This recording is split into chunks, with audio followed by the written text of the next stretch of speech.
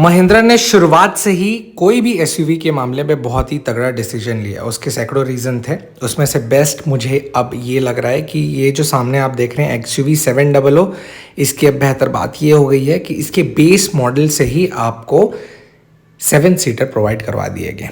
अब ये जो शब्द है वो क्या डिफरेंस है और बाकी चीज़ें मैं समझाने की कोशिश करता हूँ। तो पेट्रोल अगर आप वेरिएंट लेते हैं तो पहले ये जो 14 लाख का पड़ता था अब बढ़ के वो 14.5 लाख हो गया। तो 50,000 के डिफरेंस पे आपको मिल जाएंगे सिंपल से 2 सीट। बट ये डिफरेंस नहीं है, बहुत सारी चीज़ें हैं जो चेंज हुई है, जो लास्ट वाले रो पैसेंजर्स के लिए बहुत इंपॉर्टेंट रहेगा, जो मैं अभी आपको थ्रू आउट पूरे वीडियो में समझाने वाला हूँ। और इसके अलावा डीजल लेते हैं तो वही same as it is 50,000 plus कर दीजिएगा। इसके अलावा अब फ्रंट के ग्रिल पे बेस मॉडल पे ही एक जो नया पैटर्न इस ब्लैक कलर कॉम्बिनेशन के साथ वो खिलता उभरता हुआ दिख रहा है, जो शुरुआत से ही था। और इस पे 4 चांद अब लग गया है कि एक प्लस पॉइंट है कि अब डिलीवरी आपको बहुत ही सटीक समय पे मिल जाती है। तो सबसे पहले मैं आपको पीछे ले जाता हूँ। तो साइड के इस दरवाजे के खुलेपन से आप ये ग्लेंस भी देख लीजिए कि ब्लैक में कितना अट्रैक्टिव लगता है। और वहीं पर अगर मैं थोड़ा सा अंदर तरफ जाऊं तो एक मैंने सीट फोल्ड कर दिया है और ये रहा 7 सीटिंग फॉर्मेट, जिसमें आपको कप होल्डर भी प्रोवाइड कराए गए हैं। और एक सीट को वैसा मैं इसलिए कर रखा हूँ कि अगर आप सामान भी रखते हैं तो वो थोड़ा सा ईजी हो सके, तो वो समझने के लिए आसान हो जाएगा। और जैसे एंट्री पे सीट भी लास्ट सीट के लिए कोई कॉम्प्रोमाइज़ नहीं किया, same as it is provide किए। अब थोड़े बहुत इसके रिम सेक्शन को भी मैं कवर कर देता हूँ। तो वही एज इट इज़ आपको सेम जो टायर सेक्शन मिलता था बेस मॉडल पे वही चेंजेस है, ऐसा कोई ज़्यादा बदलाव नहीं किया गया है। और वहीं पर अगर मैं इसके साइड के डोर को ओपन करके अंदर की तरफ जाऊँ तो इस प्रकार से आपको बेस मॉडल के झलक जो शुरुआत से मिलते थे वही हैं। पर फिर भी मैं आपको एक और थ्रू आउट पे बता देता हूँ जो लास्ट रो के बेहतरपन से ये सिंपलर क्या फॉर्म रहा। तो ये MID स्क्रीन सामने का आपका सिंपल दिखता हुआ, और जैसे मैं चालू करूं तो बेस मॉडल का टच ऑन डॉट नहीं लगता। बट इसमें भी थोड़ी सी चेंजेस से ध्यान दीजिएगा कि इसका सेंटर वाला ही स्क्रीन है, राइट और लेफ्ट ये एनालॉग फॉर्म है, वो दिखता डिजिटल में।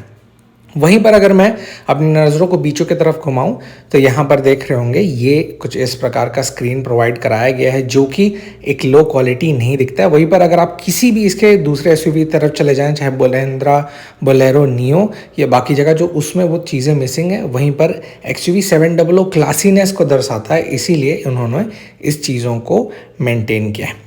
ऊपर का भी टेक्सचर फॉर्म अच्छा है और साइड में हल्का सा रबी टेक्सचर आपको मिल जाता है। इसके डैशबोर्ड पे चाबी कुछ इस प्रकार से प्रोवाइड कराई गई है। और एक पैमाने पे मुझे ये कंप्लीशन इसलिए भी लगता है क्योंकि 7 सीटर अब प्रोवाइड हो गया है, तो उसके इस कीमत पर आप आराम से डिसीजन ले सकते हैं।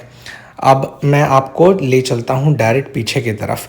तो पीछे जैसे मैं जाऊं तो इसका एक बेहतर चीज़ मैं आपको बता देता हूं कि ये गाड़ी वैसे भी तो चौड़ी है। नॉर्मलाइज अब किससे चौड़ी है और हेड स्पेस पे क्या अंतर है मैं बता दूंगा।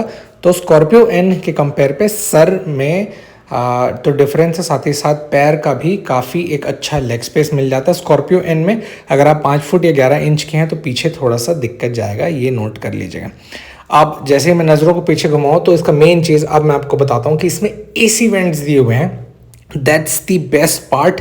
लास्ट रो में भी AC वेंट्स हैं। और जो एक मेन पर्सपेक्टिव है जो इस गाड़ी का सबसे प्लस पॉइंट होने वाला है कि AC वेंट्स में रेगुलेटर भी दिए हुए हैं। फ्रंट में ऑफ कोर्स रेगुलेशन रहता है, पर जैसे मैं बीच में अगर बैठ के देख रहा हूँ तो बीच वाले AC वेंट्स पे रेगुलेशन नहीं है कि आप कितने उसे पावर पे सेट कर सकते हैं। That's the drawback. बट वहीं पर जैसे पीछे की तरफ आप जाएंगे तो इसमें रेगुलेटर 3 स्टेप में प्रोवाइड कराया गया है। तो सिर्फ अगर आप बोलेंगे कि 3 सीटर ऑप्शन, तो मैं बोलूँगा कि नहीं, ये टोटल 7 सीटर के जो अटैच में एक AC के वेंट्स को जोड़ दिया गया है वो बेस्ट है। अब मैं लास्ट रो पे बैठ गया हूँ। लास्ट रो पे बैठने के बाद 5 फुट 10 इंच के बाद कुछ इस प्रकार के पैर मेरे हैं। और जो AC वेंट जो दूर से दिखा रहा था पास से दिखा देता हूँ आपको। तो कुछ इस प्रकार के AC वेंट्स दिए हुए हैं जिसमें कंट्रोलिंग के लिए बीच में टिकल ऑप्शंस दिया हुआ है। बहुत दुख रहता था बाकी में। अब देखिए रेगुलेटर जो मैं बता रहा था, इसको मैं पास से दिखा दे रहा हूँ कि 3 स्टेप पे ये रेगुलेट करने के लिए दिया हुआ है, जो कि एसी वेंट का बहुत बेस्ट पार्ट होगा। और जो मैं समझाना चाह रहा था कि वहीं आप अगर मिडिल रो में बैठते हैं तो ये देखिए बीच में आपको एसी के वेंट्स नहीं दिए हुए हैं, जो कि लास्ट रो में प्रोवाइड कराया गया, जो मैं मानता हूँ कि XUV700 का सबसे बेस्ट डिसीजन साबित हुआ है।